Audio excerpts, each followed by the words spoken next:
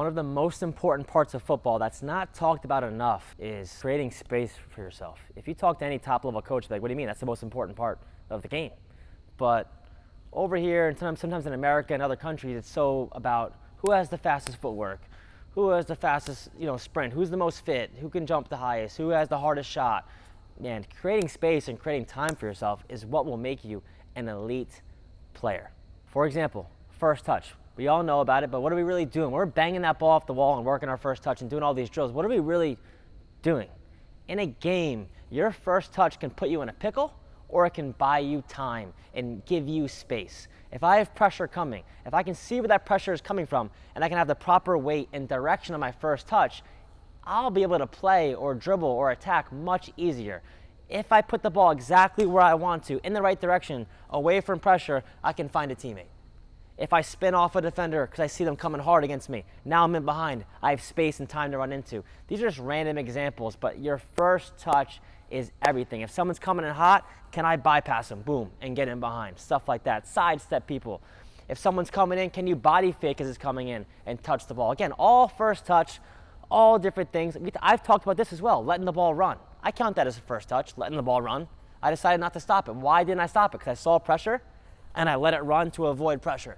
Stuff like that you will not see in an average game. You will see that in the highest levels. That's why when someone plays out the back and they let it run and they beat a player and they get into the next line, all of a sudden you see the crowd go like this. Wow. And if you're an average fan, you're like, dude, what are you clapping for? But we know that was world class. You saw the pressure, he decided to let his first touch run, and he played us out, and now we're into the next part of the field. Stuff like that, first touch will give you time and space. Why don't the people with the best first touch in the world make it at the highest level? You see these futsal guys, you see these freestylers, their first touch, a lot of them is way better than any pro.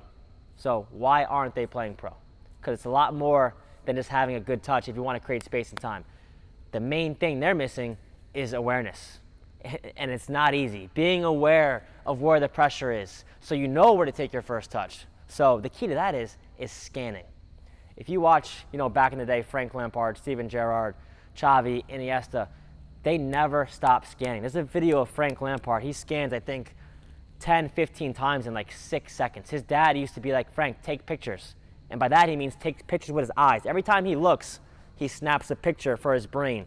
He looks, snaps a picture for his brain. That allows him to know where the space is so he can turn and figure out where he wants to direct his first touch, where he wants to make his run, stuff like that. So scanning, taking pictures of the field, where's the opposition, where are my teammates, over and over again will buy you time and buy you space. That's why these freestylers and futsal players can't play for Real Madrid and Liverpool. Their touch is good enough, but that doesn't mean anything if you don't have the awareness to see what's happening and when it's going to happen. That'll make you time. The third way you can create space and time for yourself, body position. Just being turned the right way at the right time can save you touches. Like if I know I have space over here and I see my teammate, maybe I open up early now and now I can play two touch. Seems so simple, but if you don't read that early enough, maybe you're taking one and then two and then three. Before you know it, he's covered. Now you just slowed the whole play down. So for me, body position, body shape. Like I said, letting the ball run. Knowing when to come in, shield the defender, and let it come here into a new space, right? Body position. Again, it's all related. Awareness to see where the pressure's coming from. Now I got to see what spot I got to be in to have the most perfect first touch. All that stuff. Body shape, hips. Where should they go? Should they be closed? Should they be open? Stuff like that. Body shape, which way you're facing at the right time will make your play easy or hard. So in my opinion, you want to make your life as easy as possible to play as fast as possible. So make sure your shape, your hips, your shoulders, your torso, your eyes, everything you can see is right. Again, if I'm facing the wrong way, I can't see everything. But if I get in a good shape, now I can access more of the field. Body shape. One more I'm going to go over. Again, you can talk about this all day long. There's a lot more to it than what I'm discussing. But in my little synopsis here, the last one I'm going to go over is change of pace. And I honestly struggle with this as well. Back when I played, I was known as like the fitness guy, man, this kick and run all day long, blah, blah, blah, blah, blah, right? Box to box. But again, people think, oh, you're fit, you must be really, really good. It's not all about who can run the farthest and who can run the fastest. If you watch Messi and all these guys play, they're walking a lot. What are they doing while they're walking? They're figuring things out. They're calculating. When you're running, a lot of times you're running so much, you're almost running yourself into being covered, or you're running yourself out of the space. Like, you might already be open. Like, I might already be open in this hole, right? I'm wide open, but for some reason I have a problem standing still and I feel like I have to do more, and I might check to the ball for no reason. Well, I should have stayed here, right? Just knowing when to run, knowing when to jog, and knowing when to walk, right?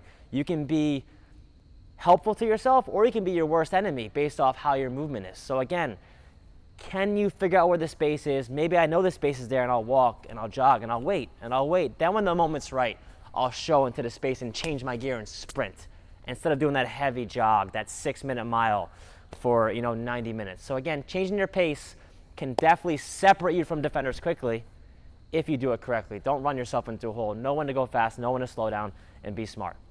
The last thing I'm going to touch on is how not only can this stuff benefit you through the run of play, how can it lead to goals? We know moving off the ball and creating space for yourself is not only important for midfielders, it's crucial for strikers, right?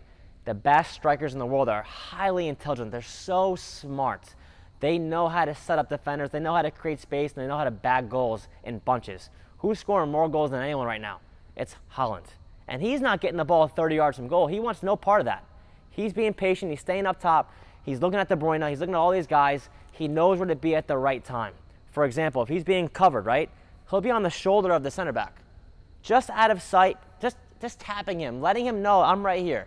You don't have to worry about me, I'm right next to you. The minute that center back turns his head, he drifts off. Just enough to get room, and then boom, goal. Or maybe he holds, and at the last second he sprints near post and gets a foot on it. But he finds these gaps, right? Him and all these other top-level strikers, they find the gaps in between the center backs, in between the center back and the outside back. But again, they don't go into that space early. They float, they calculate, they think you have them, and then boom, they peel off. Goal, 1-0, right? Peel off, slide, in behind, touch, 2-0, right? They're very, very smart with their movement. So again, as a striker, to create space for yourself, it's crucial. If you can't get space, you won't be able to shoot, you won't be able to score. That's what I'm talking about. I talked about the freestyling before. Now I can have someone who can make every shot in here with no pressure. But again, you don't get to shoot in the game if you can't make space for yourself. So again, as a striker, you're moving off the ball, finding these gaps, changing your pace, and also just being, crafty and, intelligent, making people think they have you when they really, really don't, and making them pay for it. Sticking with strikers, again, we talked about it. All you need is a half a yard to score. And sometimes you're not always facing the goal. Sometimes you're back to goal. How can you make enough space to get a shot off? Again, you need to learn how to use your body. You need to learn how to hold defenders off.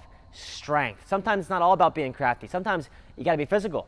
Be strong, hold players off, learn how to turn players and get that half a yard and have a go. That Thierry Henry goal, man, when that ball came in, held the defender off, he flicked it up, turned, hit that incredible volley into the top corner. That is a perfect example of how a strong striker used his physicality to make that half a yard to get that shot off. So again, you can be crafty like Haaland and peel off and finish, or you can use your strength to turn, get the half a step on a person, and score. Either way, you're making space.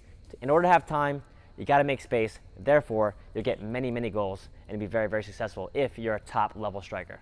Thanks for watching, guys. If you enjoyed that video, check out some of our extra videos. You might like those as well. Subscribe to the channel, and I'll see you next time.